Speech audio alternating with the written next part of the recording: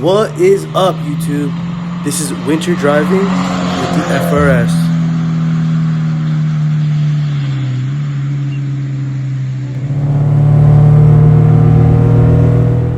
So this is pretty much the first time in a couple years it snowed pretty hard by me. I wasn't ready for it. I was on summer tires. Sketchiest driving I've done in my life. Scary shit. Scary fucking shit. I gotta say, I didn't like it. And I gotta be honest, the car handled extremely well. I was drifting the whole way home. And let me say, I'm glad to be alive.